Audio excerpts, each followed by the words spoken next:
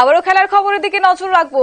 ইতিবাচক ইঙ্গিত দিলেন এবারে ফেডারেশন, তবে কি এবার আইএসএল এর জট কাটতে চলেছে প্রশ্ন উঠছে। তবে শীঘ্রই বৈঠক ফুটবল ফেডারেশনের সাথে, নতুন কমিটির সাথে হবে নতুন চুক্তি। জানবো বিস্তারিত, আমাদের সঙ্গে যুক্ত হয়েছে প্রতিনিধি বিপ্লব চন্দ্র। বিপ্লবদা, কি জানতে পারছো? দেখো, আইএসএল নিয়ে একটা বিজ্ঞাপন হচ্ছিল যে এবছর আইএসএল হবে কিনা, কারণ যে ভারতীয় ফুটবল ফেডারেশনের সাথে যে চুক্তি এফএসডিএল এর সাথে, সেই চুক্তি নিয়ে কিন্তু একটা কথা উঠে এসেছিল এবং সেই চুক্তি বছরই শেষ হচ্ছে।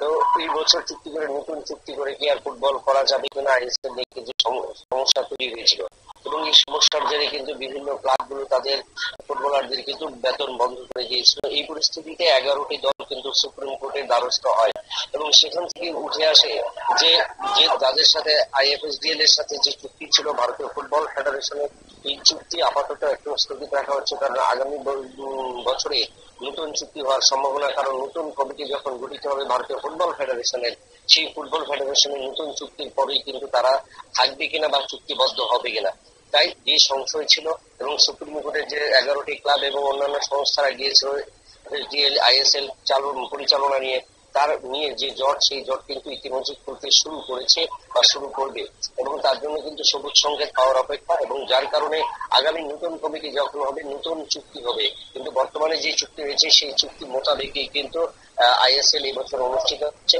তবে কবে নাগাদ হবে বা দিনক্ষণ কবে হবে সে বিষয়ে কিন্তু ভারতীয় ফুটবল ফেডারেশন এবং আইএফএসডিএল এর সাথে কিন্তু তাদের বৈঠক, এবং এই বৈঠকের পরেই জানা যাবে কত তারিখ থেকে 2025-26 আইএসএল ফুটবল শুরু হবে। তবে এটা ঠিক যে এই পুরনো চুক্তিতেই কিন্তু এবছর ভারতের মাটিতে অনুষ্ঠিত হচ্ছে আইএসএল ফুটবল।